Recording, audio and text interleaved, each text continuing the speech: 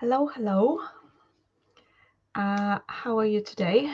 Very warm welcome to Self Love Sunday chat. And this is our first Sunday after the retreat, so I'm really hoping to see some new faces here. So let's give Facebook a few moments to show this video to everyone. And if you are here, just say hi in the comments so that I know that everything is working and I'm actually live as I should be, and you can see and you can hear me. So just give me a thumbs up or say hi in the comments so that I know that you are here. So hi Hansa, good to see you. So it seems like it's all okay then. Perfect. So today I'm in two groups. I'm in our free Facebook group, which is the Self Love Incubator Women's Circle, and I'm always on Sunday there. And today, just as an exception, I'm also in our retreat group. Just for those of you who are new to our weekly chats. Hi, hello, and I can't see your name, so if you can give StreamYard permission to use your name and cover photo, then I would be able to see your names. So the retreat group is going to be closed tonight, somewhere in the evening. So if you want to, stay connected, please join the Self Love Incubator Women's Circle, and then you can join us every Sunday for our Sunday chats. So brilliant, and also just a reminder that tomorrow is the last day to join us in the inner circle for the spring price, which is just €44 a month. The price is going to rise, tomorrow midnight. So if you're on the fence, this is the time to jump in. And first of all, yes, that's what I just wanted to say. Happy Mother's Day to everyone. We are celebrating Mother's Day in Ireland here. I'm not sure whether it's the same in UK. It might be very different in Canada. It's different in Poland. We have Mother's Day always on the 26th of May, whether it's Sunday or not. So anyway, happy Mother's Day, everyone. And just a reminder that, whether you have your own children or not, you are a mom to a whole bunch of your inner girls. Because we usually we try to simplify things and we say our inner child. But the truth is that we have a whole bunch of inner children, different ages, different situations, different emotions. So, this is your day. So just let us know in the comments how are you going to celebrate. So we are going to talk about yes, inner child, our inner children today. So I just want to say like very briefly what an inner child is, because for some of you it might be a new concept, or sometimes we just feel that this is why some woo thing far away and not about us. But this is like a very valid psychological concept. And inner child is, is this part of you that stores all the emotional experiences from your childhood. And quite often these are difficult experiences, yes, and quite often these might be parts of ourselves that we kind of tried to leave behind, tried to shut down simply because they were, or they still are, too painful. So we can talk about our inner child metaphorically like this, that this is like a part of ourselves. But we can also talk neurobiologically. Yes, so this is also like a cluster of neurons, a cluster of nerve cells in your brain that was created in circumstances when you were a child and when you experienced a lot of emotions. And these clusters are still there. So sometimes many years have passed, and sometimes you might not even have like a clear memory of what happened, but these clusters, these groups are like neural networks, as we call them, are still there and can be still very active. Hi, Jen, and hi, Beata. Okay, so hi, Nikki. Now I know that it's you. Thank you. Yes, I don't know. Sometimes, yes, I know. Like sometimes we have trouble with this StreamYard, so sorry for that. But I want to show you a few pictures today, so it's easier when I'm on StreamYard.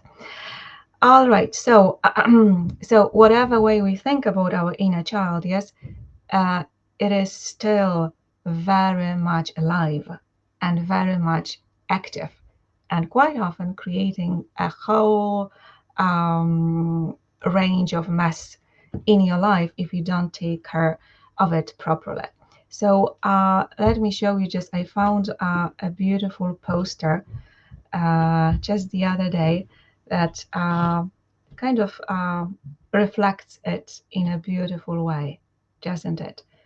So this is what happens so often, that we kind of have this adult body, but we interact with the world, at least in certain circumstances or situations, as a little child.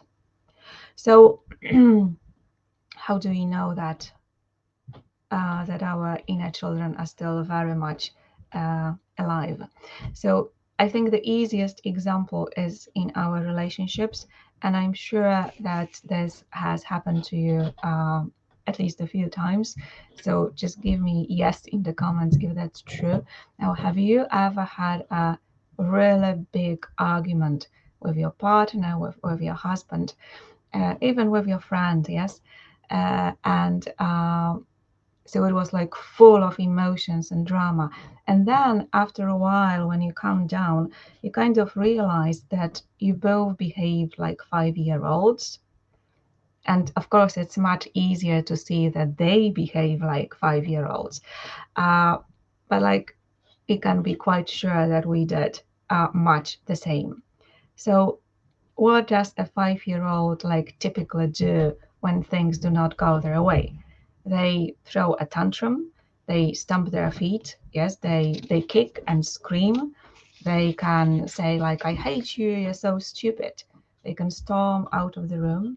Or if they are very scared, they can like hide under a bed. And all of these are typical reactions of a 5-year-old. And just let me know if that sounds familiar, because when we get really triggered, sometimes, we kind of behave in the same way. Of course, like it's a bit more refined, a bit more sophisticated, but like in the essence, it's the same, right? So, uh, just to give you an example from a book, which I really recommend if you want to do like a bit of inner child work, then this is the book to read. And it's actually quite a old book, but it's beautiful, very moving, and can bring a lot of insights into your inner child. So this is John Bradshaw book, Homecoming, and he says that when your inner child is not taken care of properly, you always have trust issues. And a person who never learned to trust confuses intensity with intimacy, obsession with care, and control with security. And I think this is a beautiful way to put what so often happens in our relationships. And also, like if you want to look for your inner child, a good way is to see if you tend to freeze or get very aggressive in conversations, or especially at times, of conflict.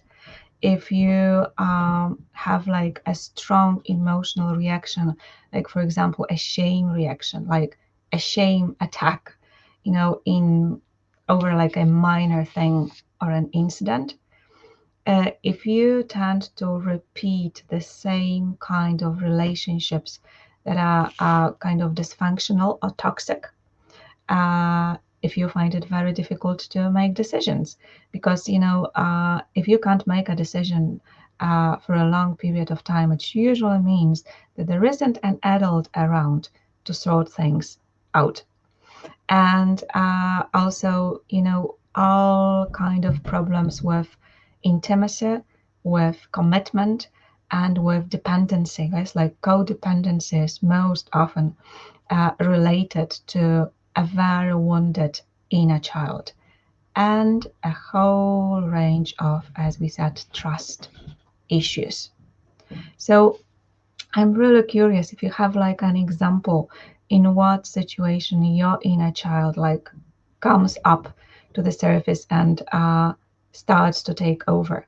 Because it's usually the situations, when we feel like we're losing it, when we feel like we losing control, or we just can't stop ourselves from doing something, from saying something, from behaving a certain way. And the way we act might seem quite irrational. So I'm sure you have like your own examples. So if you would like to share them in the comments, that would be brilliant. And I'll tell you one of my own. So I used to completely freeze at moments when like the spotlight or whole attention was placed on me, and it became like very um, messy, and it became a huge issue for me when I was starting to work as a psychologist, like back in Poland. If we had like a meeting, a group of people, a group of like clinicians meeting together, and then somebody would ask me a question, I would like completely freeze, and like I wasn't able to utter a word. So, and I wasn't like a young girl at that time. I was like um, in my early 30s, yes, at that time. So I was really working on figuring out what was going on. And one day in my own therapy, yes, I came across this younger me, um, maybe 10-year-old, maybe very early teenage years. And what I remembered was a situation that often happened at our house. My father was he still is, but he's retired, an English literature professor at university, and we often had like guests from the States coming over for dinner. They had some kind of like students exchanged, and my father used to invite people over. So we would had like these dinners. We had these dinners, and of course I had to be there. Although my English was very, very poor at the time, like I had just a few words, maybe a few phrases. Sorry.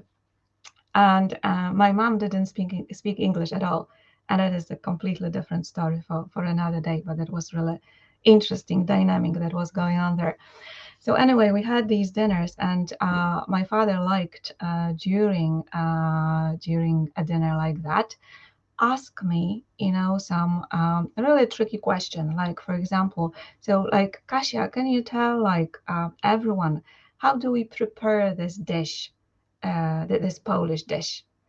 And then God, I didn't even know, names of the ingredients, not to mention all the verbs that you would have to know to say what you do with these ingredients. So it was like, but I had to say something. So I would start and try to say a word or two, and then everybody would just, chip in and try to help me finding words or trying to guess what I was trying to say. And it was a torture. So everybody was happy and having fun. But for me, I was so, so, so embarrassed. And that was going on for ages until we figured out the whole recipe, for example. So, that was a really traumatic experience for me. And from the outside, nobody would say that it's traumatic. But for me at that time, it was really, really traumatic. And this is how it works. So years later, because then you kind of move on, you forget about it. Uh, but your brain remembers, your nervous system remembers, your body remembers. And then when you find yourself in a similar situation, like I did at these meetings, then this teenager starts to take over. And she would do anything she could to keep my mouth shut, and of course created a lot of embarrassment for my adult self. Or of course you can think about it as this cluster of neurons, yes, that gets activated, and your whole nervous system goes like alarm, alarm, alarm, let's switch off. It's a life-threatening situation. So this is how it works. Nikki says, did you say repeating the same mistakes in relationships falls onto this? Very often, very often, because yeah, and that's the next thing that I want to say. One thing is that we tend to act, especially in the relationships, in a way that we learned to act when we were children. We kind of tend to, and that's where the Homecoming book is so brilliant. We tend to um, engage in relationships with people who in some way uh, are similar to our parents. So we kind of keep repeating these deep inner wounds very, very often. And also, sometimes it's not even a specific situation that comes up to the surface, but it's just that, you know, it's kind of we adopt this perspective, this attitude, this outlook on life that we developed or created when we were really little, this like emotional atmosphere that we grew up in. So if your inner child didn't feel safe, if your inner child didn't feel like they mattered, or like she felt never good enough, then it can become like an undercurrent in your adult life. And you kind of breathe in the toxicity of this and recreate the same situations over and over again.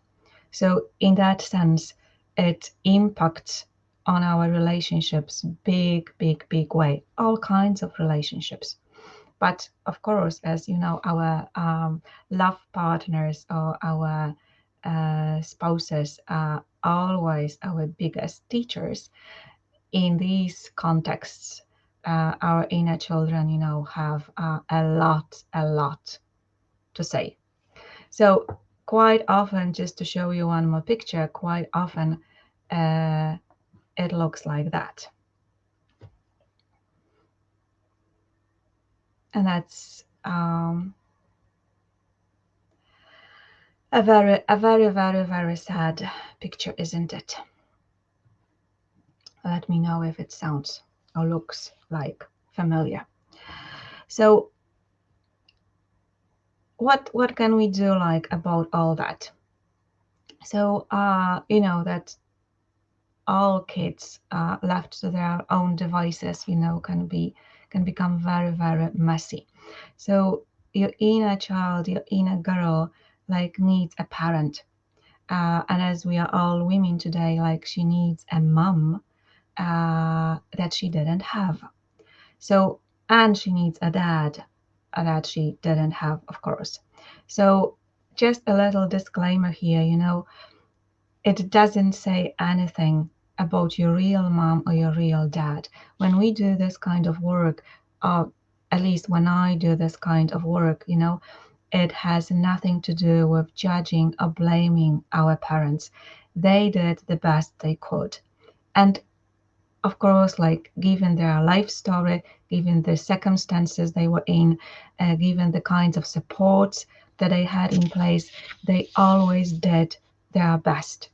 And of course, they made like bigger or smaller mistakes. They weren't always there for us when we needed them. They weren't there for us in the way we needed them to be. Uh, and we do the same as moms, yes? It's unavoidable. But now you are the only person who can take care of your inner girl. Nobody else can do that for you. So now when we do this kind of work, like we do it to regain freedom, yes, and to be more here and now so that we can respond more appropriately to what is going on around us. But we do not do it to blame or to judge or to kind of rail against what happened in the past, and even more not to blame or judge our real parents.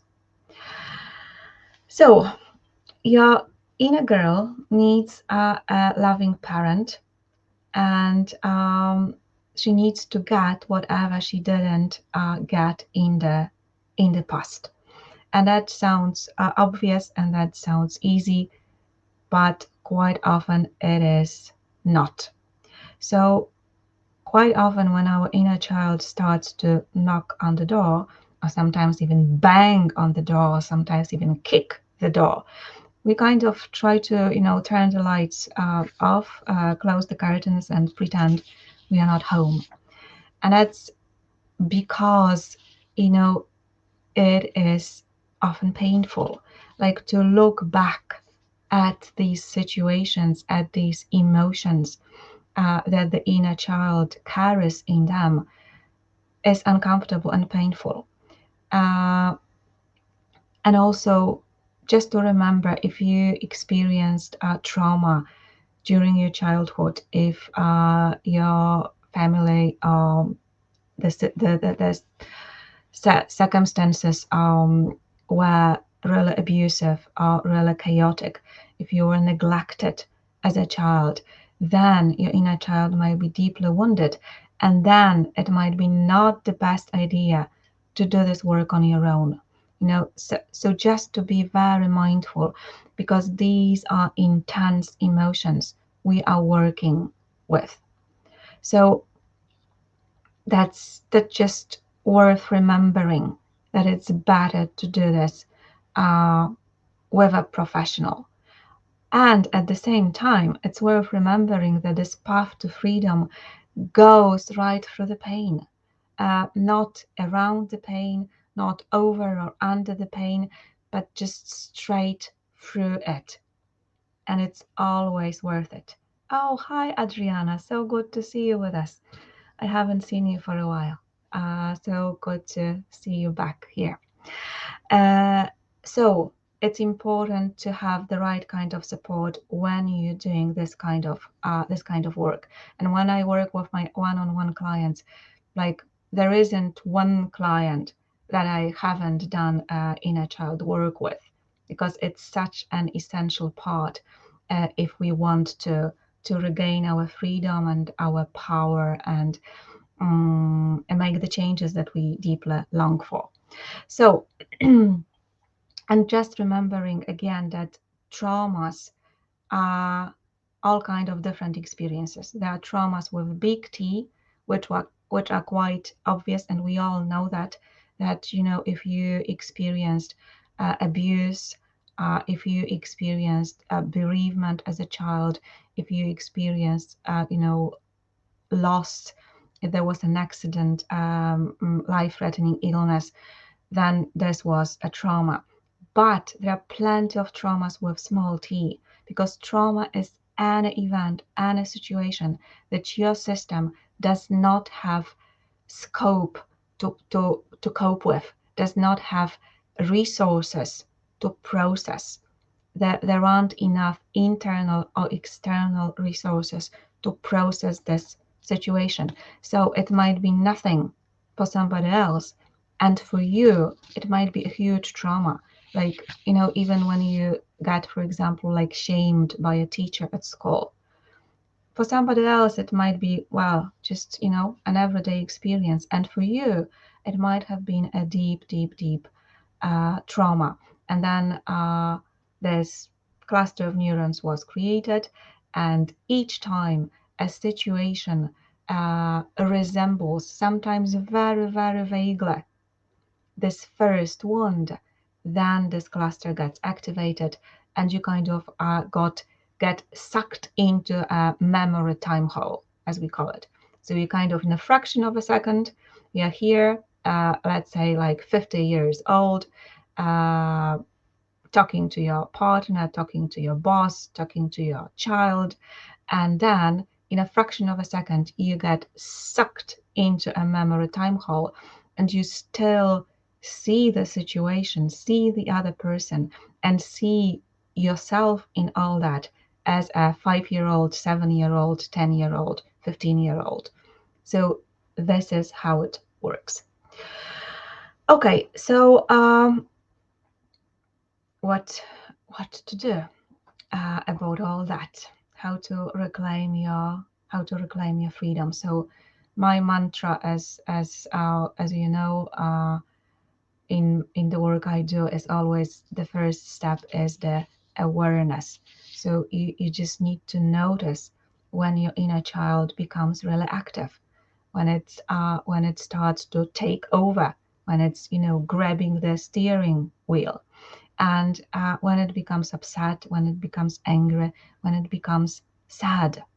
And also, it's good to notice when your inner girl is happy and playful and having fun, because that brings a lot of information too. And so that's the first step, awareness, really observing yourself and noticing, am I acting like an adult here? Because sometimes it seems, like there is no adult around. And the second step is acceptance. So we'll go into this in a sec. And then the last one is always comfort. You can comfort your inner child, because inner child is just a part of you. There are plenty of adult parts as well. There is your inner mom as well. So you have all the skills and all the abilities to be really comforting and caring and loving for your inner child, and that makes all the difference. So just let me know, like in the comments, whether you have done any inner child work, and whether you found it helpful. It's just, I'm just really curious, how familiar you are with the whole idea of being a really loving and caring mom for your inner child. Because there are, of course, like plenty of ways that we can take care of our inner children.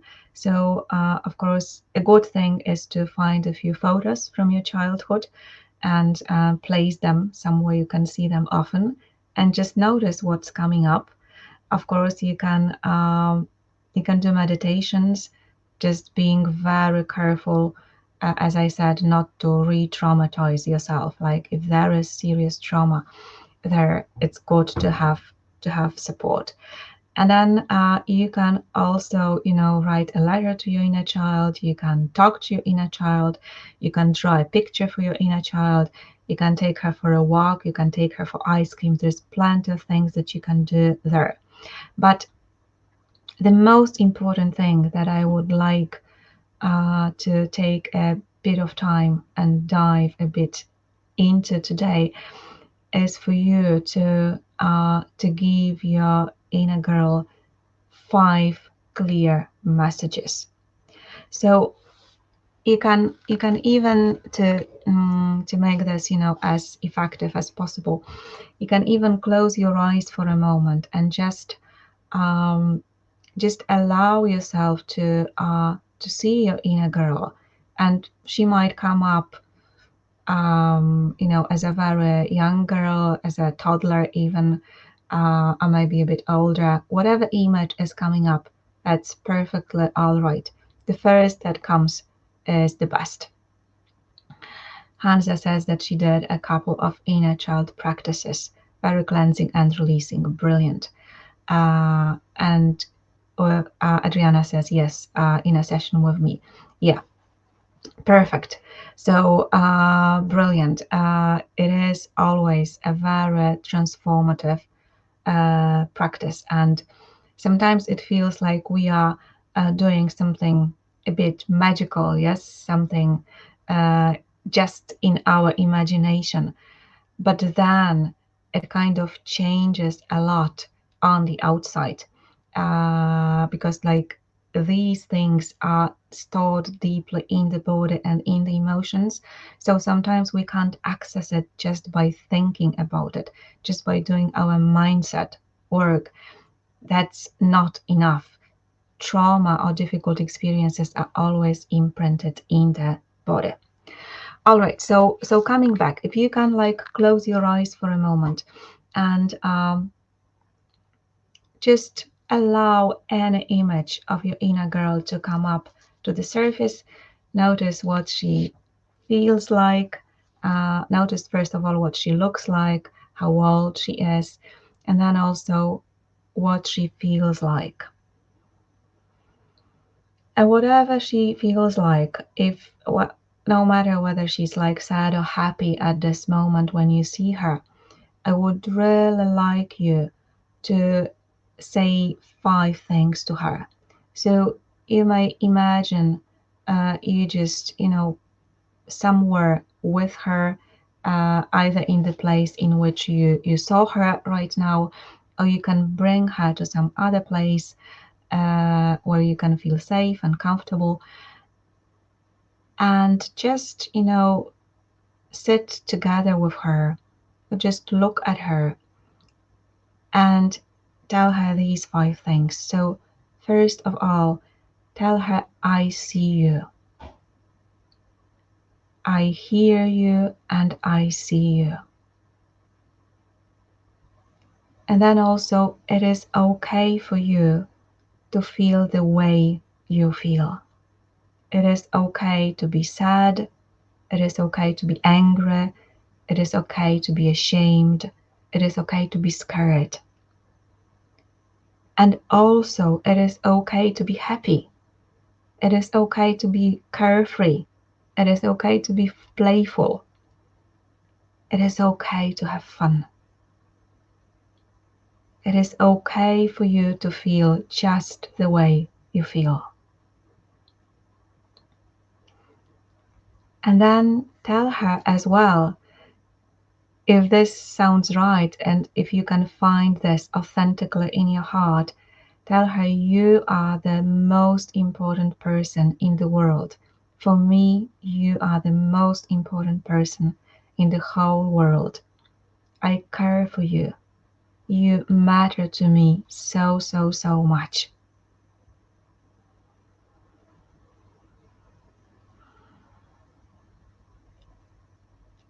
And then tell her, I'm not going anywhere. I will be here for you always, no matter what. I'm here for good. I'm not going anywhere.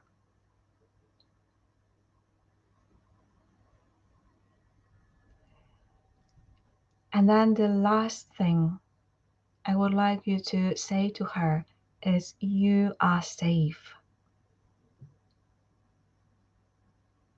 You are safe with me. Things have changed and we are safe now. You are safe with me and we are safe now.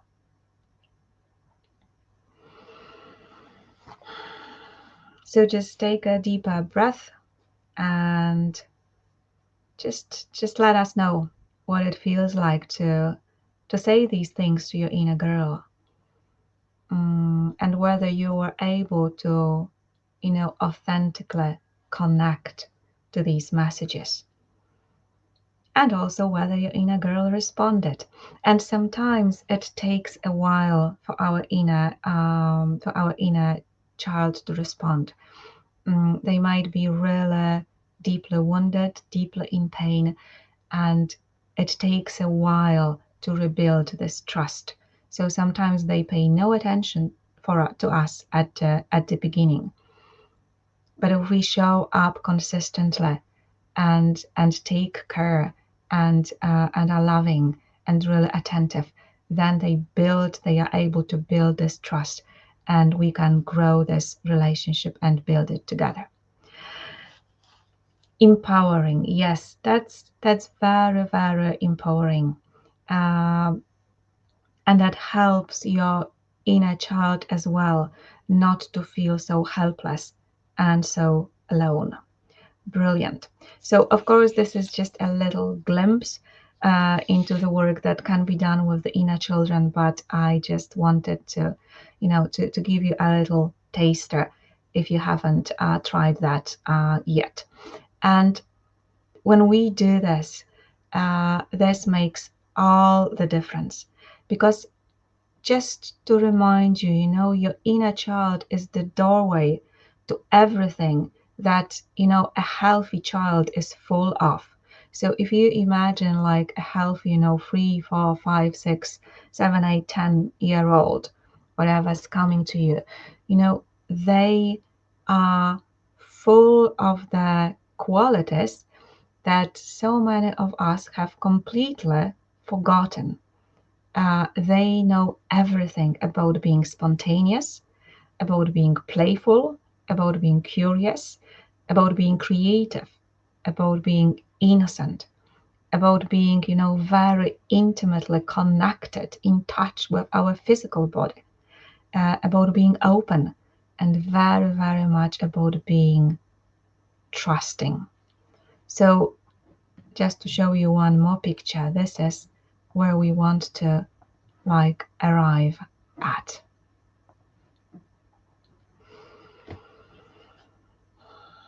And this can really change the way you live your life. So today, on the Mother's Day, yes, we are beautiful, reminded, yes, hopefully, that we are mums. And I thought it would be a good idea to remind you as well that you are a mum to all of these inner girls that you carry inside. And even just remembering about her can create a deep shift in how you live your life. And of course, this is this is also a reminder, yes, that if you need support in this work, the inner circle is still open, and it's always easier to do this work when you are surrounded by like-minded and like-feeling women. So if this resonates with you, this is the time to jump in. Our spring prize is still on until midnight tomorrow, and then it'll be rising to from 44 to 55. So I really encourage you to give yourself, a gift for Mother's Day, and to get all the support that is coming with being in with us in the circle. And also, if you would like to jump on a quick call, if you have questions, if you're not sure if this is the right fit for you, just send me a private message, and we can meet and have a chat, no problem. So again, thank you very much for being with us today. I should stop sharing the screen. And I hope you will have a beautiful Mother's Day. And this is also a beautiful, beautiful opportunity for us to appreciate and to be grateful for the fact that we are moms, and to celebrate ourselves as moms, which we so seldom do. So, and if you think about celebrating yourself as a mom, uh, and something else is starting to come to the surface, it stirs something inside, just remember that you have always been the best mom you can be, and that is always enough. So go celebrate yourself today and do something nice just for you. Brilliant. So thank you very much for being with me on this Sunday morning. And I will not see you next week as I'm flying to Poland, so I'll be off next Sunday. But I will see you in 2 weeks' time. And of course, those of you who are in the inner circle, I'll see you tomorrow because it's time for our practice of the week. So again, thank you very much. Have a beautiful Sunday. Thank you, Nikki, and thank you, Beata. And see you soon. Bye for now.